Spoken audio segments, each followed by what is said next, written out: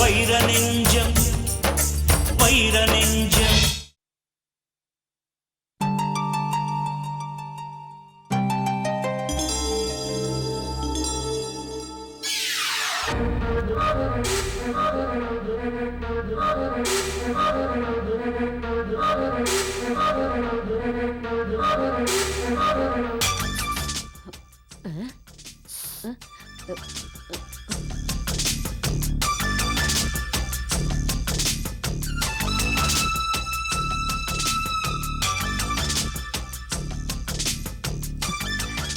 என்ன அண்ணாச்சலா? தெய்வம் வெறும் வயிற்றுல இருக்கு. இந்த பாலையாவது கொண்டு போய் கொடு. இதில் குங்குமப்பூ போட்டிருக்கேன். காஷ்மீர்ல இருந்து ஸ்பெஷலாக வந்தது. தலையில ஊத்திக்க. மேடம் இப்ப இருக்கிற டென்ஷன்ல பாலை கொண்டு போய் கொடுத்தா அப்படியே கொதறி எடுத்துருவாங்க. ஐயோ, இப்போ இது என்ன பண்றது? நீ ஏன் குடி. என்ன குங்குமப்பூ பாலை குடிக்க நான் என்ன கர்ப்பமாக இருக்கேன்? இல்ல, கருப்பா இருக்க. கலர் ஆயிடுவேன். குடிச்சிரு. முண்டம் முண்டம். அறிவு கட்டத்தனமா பேசிக்கிட்டு இருக்காத. மணி இப்ப 11 ஆக போகுது. நேரம் ஆக ஆக பாய்லர்ல இருக்கிற வெந்நீர் மாதிரி மேடம் தள தள தள தளன்னு குதிச்சுக்கிட்டு இருக்காங்க. ஆனந்த் தம்பி வந்ததும் என்ன நடக்க போகுதுன்னு தெரியலையே. ஒருவேளை வைத்தீஸ்வரிய போட்ட மாதிரி ஆனந்த் தம்பியும் குடோன்ல போட்டுருமோ என்னமோ தெரியலையே.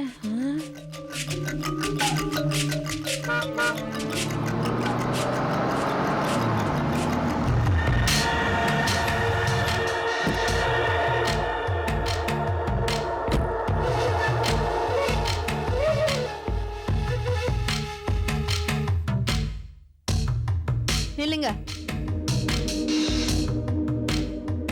உங்களுக்காக 2 மணி நேரமா சாப்பிடாம வெயிட் பண்ணிட்டு இருக்கேன் தெரியுமா? என்ன சாப்பிடலையா?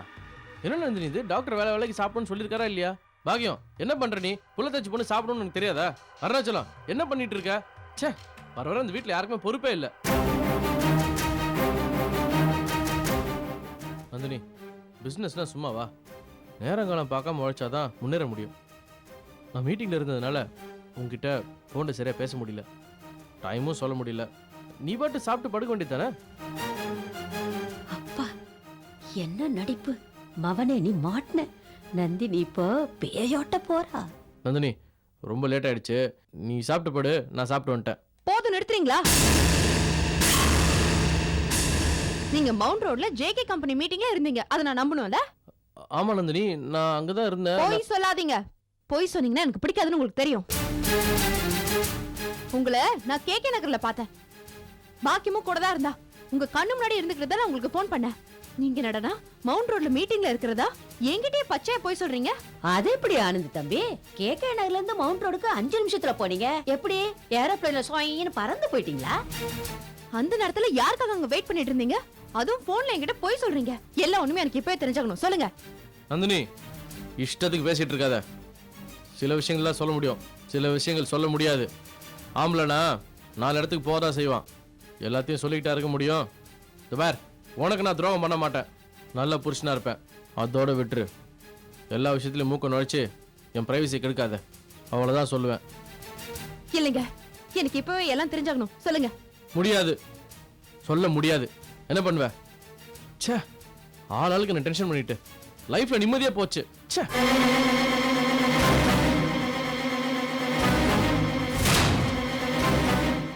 பயம் விட்டு போச்சு. இல்ல, இது நல்லதுக்கு இல்ல. மேடம், சொல்றேன்னு தப்பா நினைக்காதீங்க. புருஷன் பொஞ்சாதிக்குள்ள கொஞ்சம் விட்டு கொடுத்து தான் போகணும். புருஷன் இல்லைன்னா ஒரு பொண்ணுக்கு வாழ்க்கையே நிம்மதி இல்லாம போயிடும். நீங்க 2 பேரும் நல்லா இருந்தாதான் நாங்க நல்லா இருக்க முடியும். ஆமா தெய்வமே, பாக்கியம் சொல்றதும் சரிதான். நிறுத்துங்க. யாரும் எனக்கு அட்வைஸ் பண்ற வேலையை வச்சுக்காதீங்க.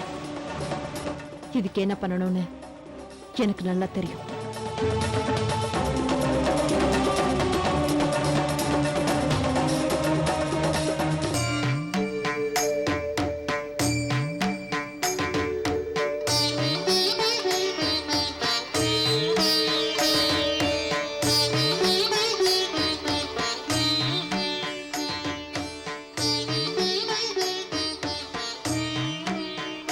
சாவோட விளிம்புக்கு போனவனா என்னை காப்பாத்தி உன் முன்னாடி கொண்டு வந்துட்ட.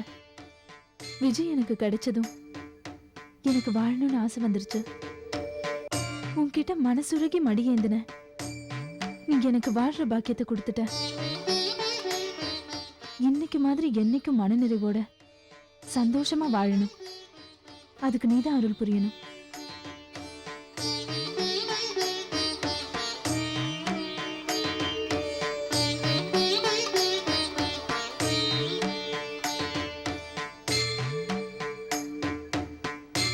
ஹாய். இந்தாங்க எடுத்துக்கங்க. ஆண்டவா, என் பேத்தியை இவ்வளவு சந்தோஷமா பார்த்து எத்தனை வருஷம் ஆச்சு. உனக்கு 7 ஜென்மத்துக்கும் நான் நன்றி உள்ளவனா இருப்பேன்ப்பா. தாத்து, என்ன சாருமா? பிரசாதம் எடுத்துக்கோங்க. என்னம்மா இது? நான் இன்னும் குளிக்கவே இல்லையே. டைம் என்ன ஆச்சு? Very bad boy. இல்லம்மா, இத்தனை காலமா வேதனையில வெந்து வெந்து நான் புழுங்கிட்டு இருந்தேம்மா. இப்ப நீ புழைச்சி எழுந்த பாரு. சூரியனை பார்த்து பனி போல எல்லாமே விலகி போயிடுச்சு.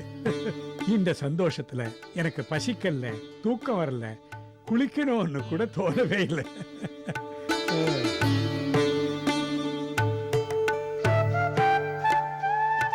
விஜி, இத்தனை நாளா சாரு நிலைமையை பார்த்து பார்த்து தினம் தினம் செத்து செத்து பொழைச்சுக்கிட்டு இருந்தப்பா. பயமும் வேதனையும் என்னை போட்டு போட்டு வாட்டி வதச்சிட்டு இருந்தது. 6 மணிக்கு எழுந்திருக்க வேண்டிய சாரு கொஞ்சம் லேட்டா எழுந்தா கூட என் உடம்பெல்லாம் நடு நடுங்கி போயிடும். நாடி பிடிச்சு பார்ப்பேன், சுவாசம் வருதான்னு கையை வச்சு பார்ப்பேன். அவ தூங்கி எழுந்து முழிக்கிற வரைக்கும் அவ காலடியிலேயே உட்கார்ந்துருந்தேன்ப்பா. விஜி, உண்மையிலேயே நீ சாரு கட்டின மாங்கல்ய பலத்தினாலதான் அவ தப்பிச்சிருக்கா, பழைச்சிருக்கா, இன்னைக்கு உயிரோட இருக்கா. கல்யாணம் ஆனதுமே உங்க ஜாதகத்தெல்லாம் நான் எடுத்துட்டு போய் நான் ஒரு ஜோசியர்கிட்ட கன்சல்ட் பண்ணேன். அவர் அப்பவே சொன்னார், இந்த பையன் உங்களுக்கு மாப்பிள்ளை அமையிறது ஒரு பெரிய அதிர்ஷ்டம்னு சொன்னார். அதையும் தவிர உன் ஜாதக பலம்தான் சாருவை காப்பாத்தும்னு சொன்னார். அது இப்போ எவ்வளவு உண்மையாயிடுச்சு பாத்தியா? Vijay, let me tell you the truth. என் பேத்தி உயிரை காப்பாத்தினது நீங்க தான். தாத்தா, என்ன தாத்தா என்ன போய் தெய்வம் சொல்லிட்டு? உண்மையை தானே சொல்லியிருக்கார் விஜய். தாத்தாக்கு மட்டும் இல்ல, எனக்கும் நீங்க தான் தெய்வம், என் செல்ல தெய்வம். தாத்து, எனக்கு ரொம்ப சந்தோஷமா இருக்கு. நீ மட்டும் இல்லம்மா, நானும் ரொம்ப சந்தோஷமா தான் இருக்கேன். ஏன், நம்ம எல்லாருமே சந்தோஷமா தான் இருக்கோம். இந்த வீடும் சந்தோஷத்திலும் குதூகலத்திலும் தான் இனிமே இருக்க போறது. பாத்தியா, பெல் அடிக்கிறது. நான் சொல்றதெல்லாம் உண்மைன்னு அதுவே சொல்லுது. ஜஸ்ட் சரி, இது நீ போய் வச்சுட்டு வா.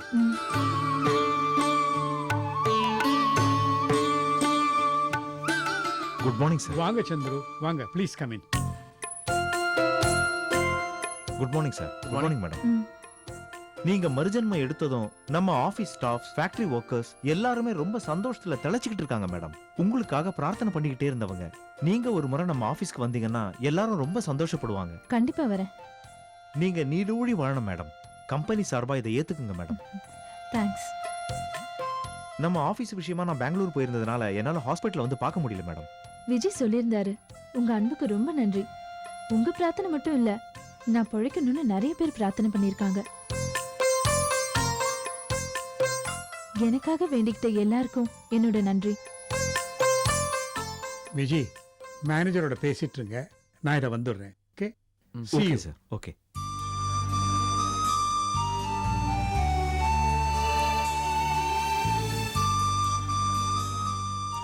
எக்ஸ்கியூஸ் மீ சார், இன்னைக்கு நம்ம ப்ராடக்ட்ஸ் 3 கண்டெய்னர்ஸ்ல பெங்களூர் போகுது. நீங்க பேப்பர்ஸ்ல சைன் பண்ணிட்டீங்கன்னா கண்டெய்னர்ஸ் மூவ் ஆயிடும் சார்.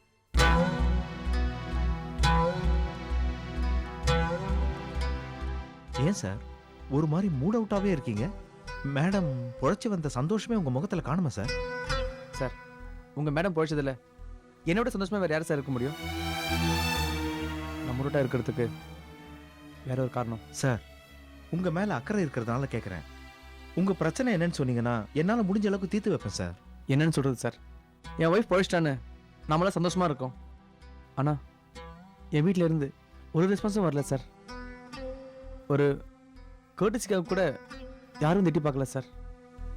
நான் ஒரு அனதே ஃபீல் பண்றேன் சார். அப்படி நான் என்ன பிரச்சனை பண்ணிட்டேன்? ரொம்ப கஷ்டமா இருக்கு சந்திர சார். சார், நான் உங்களுக்கு அன்னைக்கே தெளிவா சொல்லிட்டேன். சொந்தம் பந்தம்ங்கிறது எல்லாம் வெறும் பணத்துக்காக தான் சார். சாருலதா மேடமும் நம்ம முதலாளியும் இருக்கும்போது நீங்க ஏன் சார் அனாதன் ஃபீல் பண்ணணும்? முன்னாடி வெறுத்துட்டமேன்னு இப்ப அவங்க வரல. நீங்க மேடத்தை கூட்டிட்டு நேர்ல போய் பாருங்க, விழுந்து விழுந்து கவனிப்பாங்க சார். என் மருமக என் கூட தான் இருக்கணும்னு சட்டம் பேசுவாங்க. எதுக்கு? எல்லாம் பணத்துக்காக தான் சார். உங்க ஒய்ஃப் பழைச்சிட்டாங்க. வீடு, வாசல், கார், பேங்க் பேலன்ஸ்னு பணம் குவிஞ்சு கிடக்கு. இதுக்கு மேல வேற என்ன சார் வேணும்? தேடி வந்த லட்சுமியோட குடும்பம் நடத்துறதை விட்டுட்டு மூதேவி வாழற குடிசையை பத்தி நினைக்கிறது முட்டாள்தானம் சார். சொந்தங்களை எல்லாம் தூக்கி எரிஞ்சிட்டு இருக்கிற வாழ்க்கையை என்ஜாய் பண்ண பாருங்க சார்.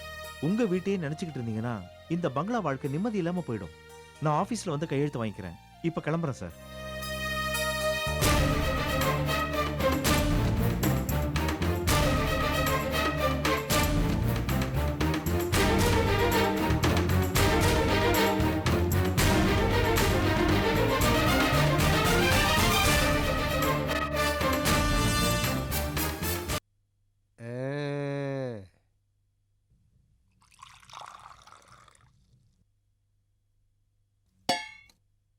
சத்தியம்மாவுக்கு வெறும் பால் கொடுக்கக்கூடாது, ஸ்பெஷல் பால் கொடுக்கணும். அதுவும் குங்குமப்பூ போட்டு கொடுக்கணும்.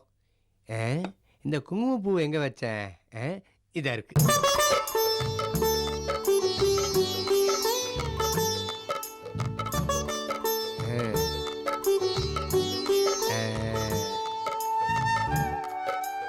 குட்டி முதலாளிங்க 2 பேர் ஊட்டி ஆப்பிள் மாதிரி தகதகன்னு பிறக்கணும்.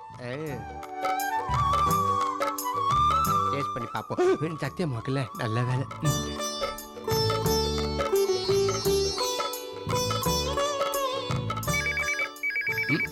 இதுல போன் வேறையா? இந்த வீட்டுல மாமி ஒரு வேஸ்ட், என் பொண்டாட்டி ஒரு வேஸ்ட், வருங்கால பொண்டாட்டி ஒரு வேஸ்ட். இந்த போனை கூட நான் தான் எடுக்கணும். வீடா இது? ஹலோ ஹலோ ஹலோ குக் பாய், நான் மதன் பேசுறேன். ஏய், நான் அண்ணாவளை பேசுறேன்டா. உன்னை தாண்டா தேடி தெருவா அலைஞ்சிக்கிட்டு இருக்கேன். நீ மட்டும் என் கையில சிக்கனை சும்மா தக்காளி நச்சுக்கி ரசத்தில் போடணும், அந்த மாதிரி நச்சுக்கி போடணும்டா உன்னை. என்ன தேடி அலையிற வேலையை என்னையோட விட்டு. எது? ஏண்டா உனக்கும் முதலாளி அம்மாவுக்கும் வேற வேலையே இல்லையா? எதுக்கு? என் பழைய வீட்டுக்கு வந்து விசாரிச்சிருக்கீங்க. என் பொண்டாட்டி போற பியூட்டி பார்லரு, ஜாக்கெட் தைக்கிற டெய்லர் கடைன்னு அலைஞ்சுக்கிட்டு இருக்கீங்க. இது உங்களுக்கு அசிங்கமா இல்ல? ஏய், போன்லயே பேசிட்டு இருக்கிய? ஆம்பளையா இருந்தா நேர்ல வாடா. எப்போ வரணும், எப்படி வரணும்னு எனக்கு தெரியும்டா.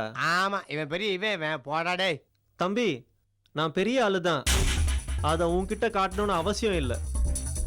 நான் ஏதோ ஒரு சின்ன கெஸ்ட் ஹவுஸ் வாட்ச்மேன் அசிஸ்டண்டா வச்சுக்கிட்டு ரியல் எஸ்டேட் பிசினஸ் பண்ணிக்கிட்டு இருக்கேன். நீயும் சக்தியும் சேர்ந்து அந்த வாட்ச்மேனுக்கு டார்ச்சர் கொடுத்துட்டு இருக்கீங்க. உங்க சக்திக்கு என்ன ரிவால்வர் ரீட்டான்னு நினைப்பா? சத்தியம்மாவை பத்தி தெரியாம ஓவரா கமெண்ட் அடிச்சுக்கிட்டு இருக்க. உனக்கு நேரம் சரியில்லைன்னு நினைக்கிறேன். மறுபடியும் சத்தியம்மா உன்னை சவுக்கெடுத்து பின்ன போறாங்க. எங்கெங்கெல்லாம் தோல் பிஞ்சுதோ அங்கெல்லாம் உப்பு மிளகாயம் போட்டு நான் தேய்க்க போறேன். இது கன்ஃபார்ம்.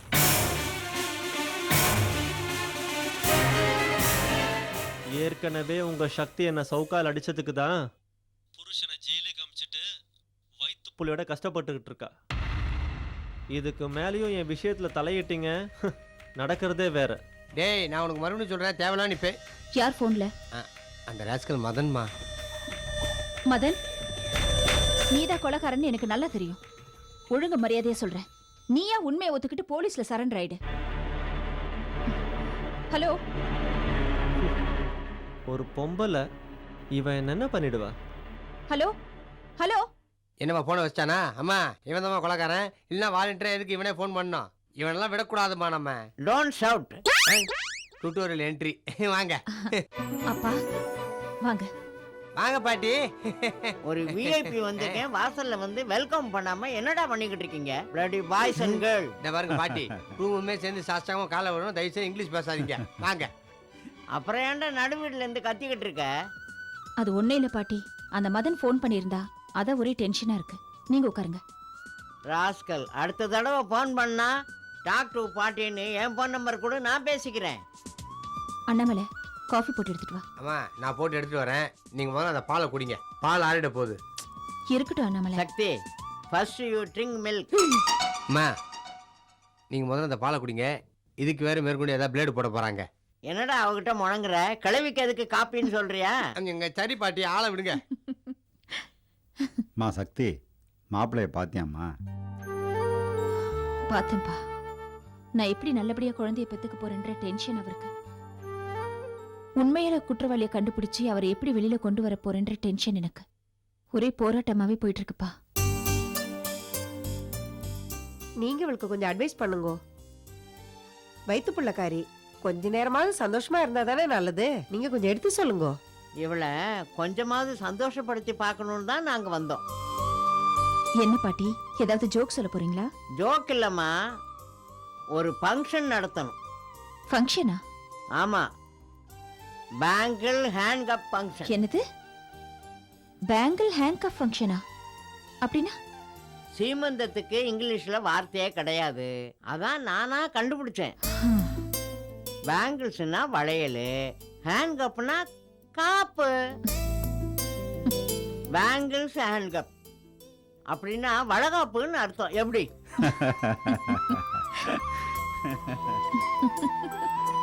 பாட்டி, நியாயமா பார்த்தா நாங்க எல்லாம் சேர்ந்து உங்களுக்கு தான் டாக்டர் சொல்லணும். சக்தியம்மா சிரிப்பொலி பார்த்த மாதிரி கலகலன்னு சிரிச்சுக்கிட்டு இருக்காங்க. சும்மா இரு நம்மள. சக்தி, பாட்டி, போன மாசமே நானும் உங்க அப்பனும் பேசிக்கிட்டோம். உனக்கு வளகாப்பு செஞ்சு கூட்டிட்டு போகலான்னு இருந்தோம். ஆனா அது 8வது மாசம் ஆயிடுச்சு. இப்போ 9 மாசம். இப்போ கூட்டிட்டு போறதாம்மா முறை, சம்பிரதாயம். வேண்டாம் பாட்டி. என் புருஷன் ஜெயில இருக்கிற இந்த நேரத்துல எனக்கு எந்த ஃபங்க்ஷனும் வேண்டாம். உன் புருஷன் ஜெயில இருக்கிறது எல்லாருக்கும் வேதனை தான். நான் இல்லைன்னு சொல்லல.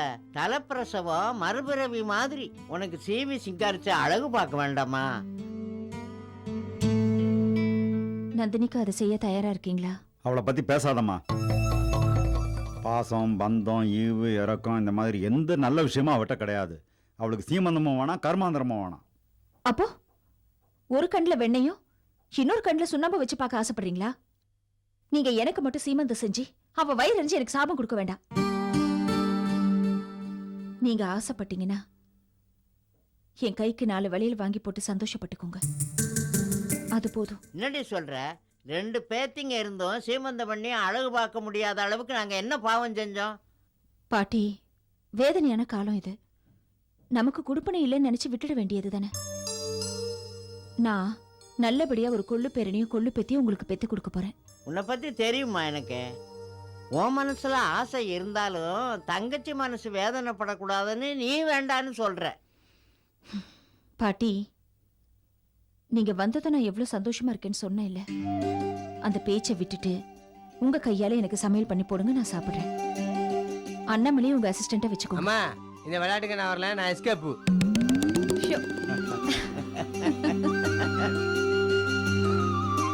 பாத்தீங்களாங்க, ஒரு பக்கம் தங்கச்சி மேல பாசம், இன்னொரு பக்கம் புருஷன் கூட இல்லைன்ற வேதனை வேற.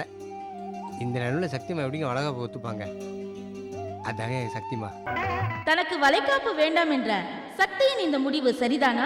நீங்க என்ன நினைக்கிறீங்க?